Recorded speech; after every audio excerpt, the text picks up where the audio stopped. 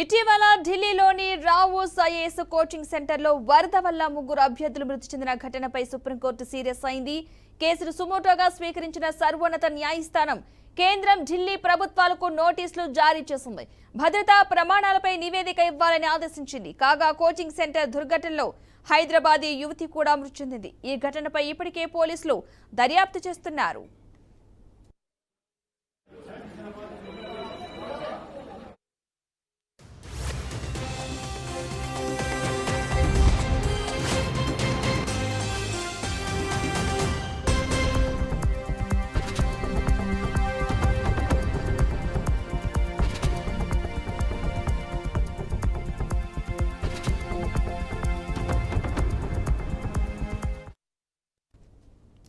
ఇటీవల ఢిల్లీలోని Rao's IAS coaching సెంటర్లో వరద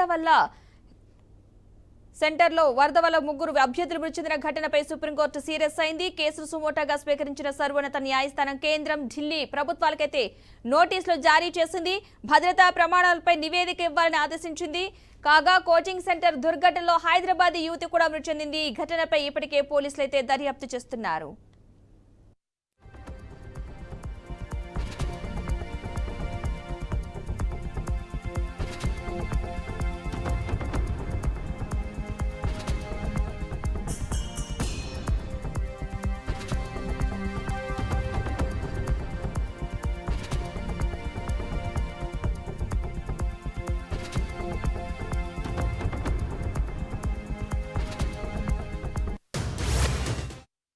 ఇటీవల ఢిల్లీలోని రావోస్ ఐఏఎస్ కోచింగ్ సెంటర్లో వరద వల్ల ముగ్గురు అభ్యర్థులు మృతి చెందిన ఘటనపై సుప్రీంకోర్టు సీరియస్ అయింది. మొత్తంగా ఈ కేసు సుమోటోగా స్వీకరించిన సర్వోన్నత న్యాయస్థానం కేంద్రం ఢిల్లీ పెద్దలకైతే నోటీసులు జారీ చేసింది.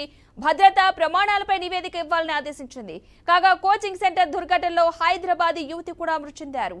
ఈ ఘటనపై ఇప్పటికే పోలీసులు దర్యాప్తు చేస్తున్నారు.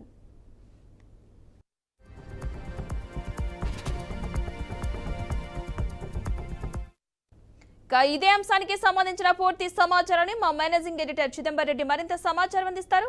చిదంబరం, దీనికి సంబంధించిన పూర్తి అప్డేట్స్ ఏంటి? ఢిల్లీ రావుస్ కోచింగ్ సెంటర్ సంబంధించి ముగ్గురు మృతి చెందిన కేసుని సుప్రీంకోర్టు చాలా సీరియస్ గా తీసుకుంది. అంటే గతంలో దాన్ని సుమోటో కేసు కింద తీసుకొని August 15 దీనికి సంబంధించి ఆల్రెడీ సుమోటో కేసుగా ఇది చేసుకోవడమే కాకుండా దీన్ని ఢిల్లీ పోలీస్ నుంచి సిబిఐ ఇన్వెస్టిగేషన్ పంపించేలాగా దీనికి సంబంధించిన కొన్ని ఇది కూడా చేస్తాం. అంతేకాకుండా దానికి తోడు మనం చూస్తున్నాము ఆ ముగ్గురు మృతి చెందిన కేసులో చాలా క్లియర్ గా రావుస్ కు సంబంధించిన study circle IAS study circle సంబంధించిన దీంతో పాటు ఢిల్లీకి సంబంధించిన మున్సిపల్ కార్పొరేషన్ కూడా అలసత్వం చాలా క్లియర్ గా బయటపడింది.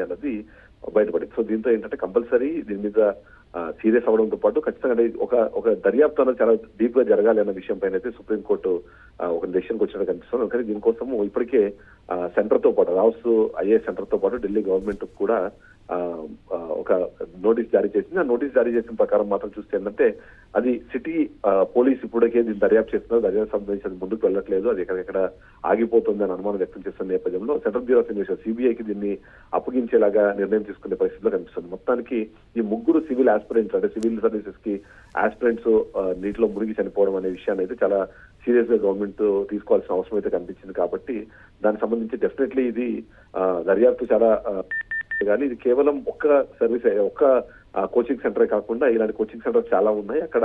అంతేకాకుండా నిబంధనలకు విరుద్ధంగా నడుస్తున్న కోచింగ్ సెంటర్లో ఒకటి గవర్నమెంట్ తీసుకోవాల్సిన సేఫ్టీ ప్రికాషన్స్ లేకపోయినా సరే కొన్నింటికి అప్రూవల్స్ రావడము పర్మిషన్స్ రావడం పైన కూడా సీరియస్ అయ్యే పరిస్థితి మనకు కనిపిస్తుంది. అందులో భాగంగానే అంటే ఇది ఫ్రైడే రోజు దీని మీద డెసిషన్ తీసుకున్నారు. ఇవాళ సిబిఐకి అప్పగిస్తూ ఆ డెసిషన్ అయితే తీసుకున్నారు. Padma. Right, thank you Chidambar Reddy.